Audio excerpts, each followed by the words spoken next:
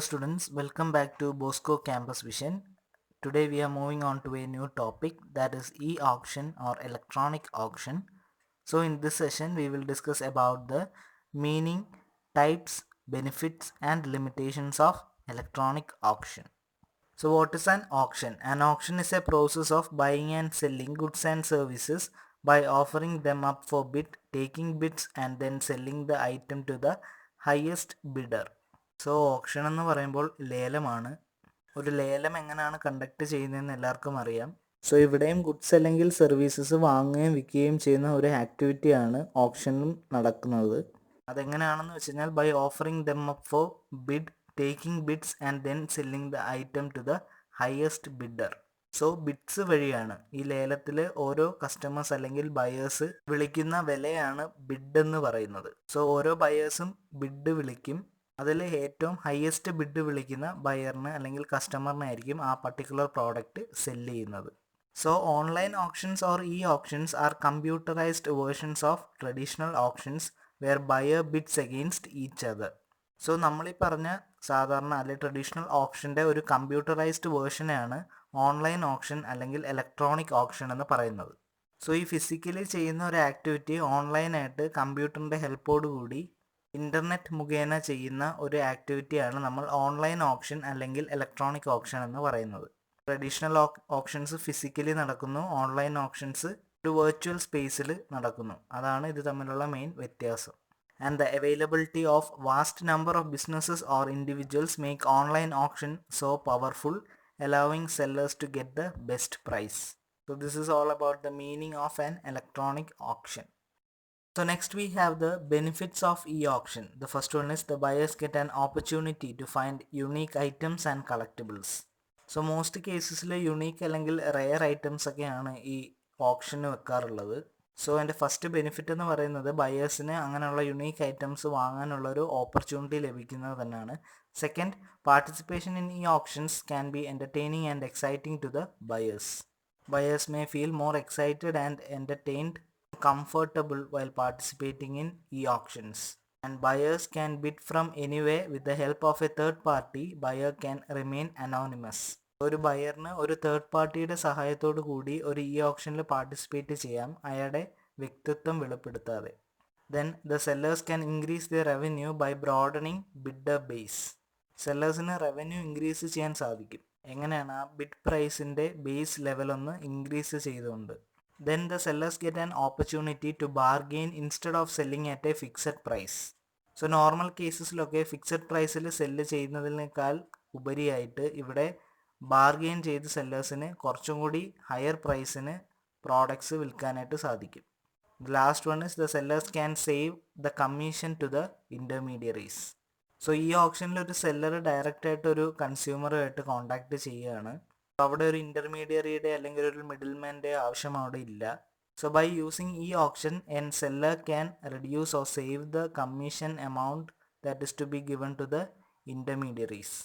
So these are some of the main benefits of using or electronic auction. Next we have the limitations of e-auctions, and these limitations are somewhat similar to that of the e-commerce and e-business. First one is security issues.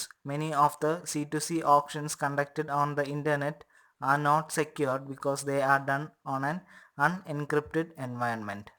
So കസ്റ്റമേഴ്സും തമ്മിൽ നടക്കുന്ന options ഒക്കെ, അതായത് ഈ OLX സൈറ്റ്സിലൊക്കെ നടക്കുന്ന options ഒക്കെ എന്ന് പറയുന്നത് unsecure ആണ്. It is considered to be an unsecured way of business transaction, as there is a chance of losing credential and financial information of the customers. And the next one is possibility of fraud. As the buyer cannot see the producer, he may get defective products. The rate of fraud in e-auction is very high.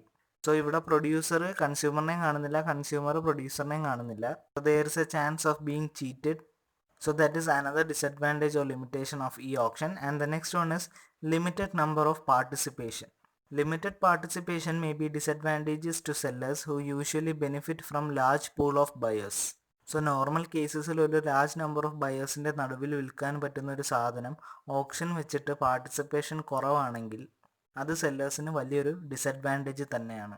So these 3 points are the main disadvantages or limitations of electronic auction.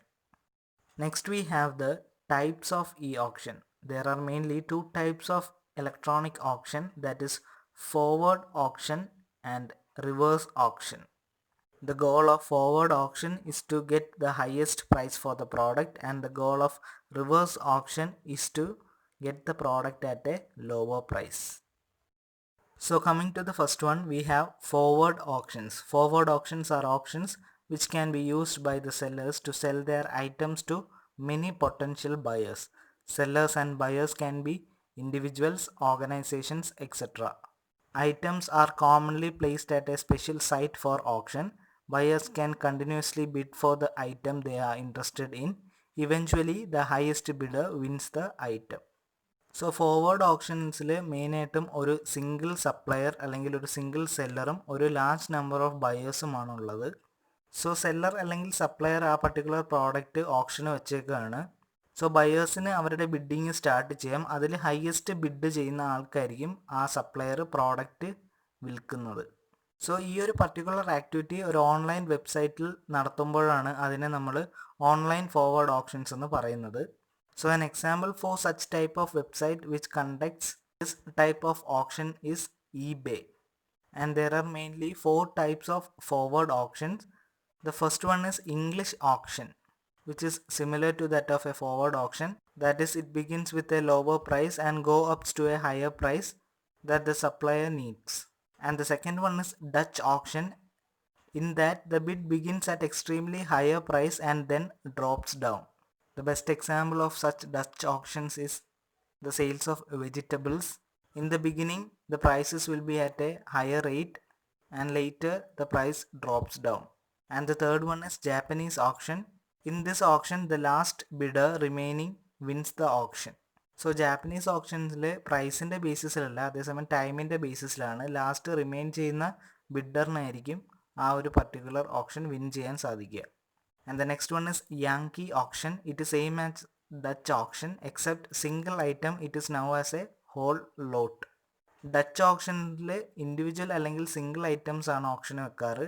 അതേസമയം Yankee ഓപ്ഷനിൽ ഒരു bulk ഐറ്റമാണ് ഓപ്ഷന് വെക്കാറ്. Transaction പ്രോസസ്സൊക്കെ Dutch options പോലെ തന്നെ same ആണ്, പക്ഷേ ഐറ്റമിൻ്റെ സൈസിൽ മാത്രമാണ് ഇവിടെ വ്യത്യാസം.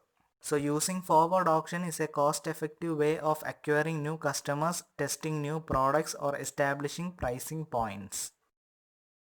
Next is reverse auction. So reverse auction is a type of auction in which the traditional roles of the buyers and the sellers are reversed. Thus there is one buyer and many potential sellers. So forward ഓപ്ഷനിൽ നടക്കുന്ന ആക്ടിവിറ്റിയുടെ നേരെ ഒരു reverse ആക്ടിവിറ്റിയാണ് ഇവിടെ reverse ഓപ്ഷനിൽ നടക്കുന്നത്. നേരത്തെ forward ഓപ്ഷനിൽ ഒരു സിംഗിൾ സപ്ലയറും ഒരു ലാർജ് നമ്പർ ഓഫ് ബയേഴ്സും ആയിരുന്നു ഉണ്ടായിരുന്നത്. ഇവിടെ റിവേഴ്സ് ഓപ്ഷനിൽ ഒരു സിംഗിൾ ബയറും ഒരു ലാർജ് നമ്പർ ഓഫ് സപ്ലയർ ഗ്രൂപ്പുമാണ് ഉള്ളത്. In an ordinary auction buyers compete to obtain goods or service by offering increasingly higher prices. In contrast, the sellers compete to obtain business from buyers and prices will typically decrease as the seller or underbid each other. So normal auctionsil ഒരു buyer higher price കൊടുത്താണ് ഒരു സാധനം acquire ചെയ്യാൻ ശ്രമിക്കുന്നത്. പക്ഷേ ഇവിടെ sellers product വിൽക്കാനായിട്ട് ബയേഴ്സിൻ്റെ അടുത്ത് അങ്ങോട്ട് ചെല്ലുകയാണ്. സോ ഇവിടെ പ്രൈസ് ബയേഴ്സ് തീരുമാനിക്കുന്നതാണ്. അവർ ബിഡ് ചെയ്യുന്ന പ്രൈസ് അനുസരിച്ചാണ് ഇവിടെ സെയിൽസ് നടക്കുന്നത്. സോ ഫോർവേഡ് ഓപ്ഷനിൽ ബിഡിങ് ഹയർ റേറ്റിൽ ഇൻക്രീസ് ആയി പോവും, ഇവിടെ ബിഡിങ് ഡിക്രീസ് ആവുകയാണ് ചെയ്യുന്നത്. So the best example for reverse auction online site is priceline.com. So it is a travel agency in which the customers can book air tickets at a lower price, and there are much number of other agencies which provides a pool of sellers and the customers can select the best one which provides the service at a lower cost. So reverse auction are a good way to offload stock or build market share. However, using reverse auction can save much time and administrative cost. So ഒരു reverse ഓപ്ഷനിൽ ഏർപ്പെട്ടുകൊണ്ട് ഒരു കസ്റ്റമറിന് best price അല്ലെങ്കിൽ lowest പ്രൈസിന് ഒരു product അല്ലെങ്കിൽ ഒരു service acquire ചെയ്യാനായിട്ട് സാധിക്കും. So these two are the main types of electronic auction, that is forward auction and reverse auction. So in this session we discussed about the meaning, benefits, limitations and the two types of electronic auctions. Hope all are clear with the topic. Thank you.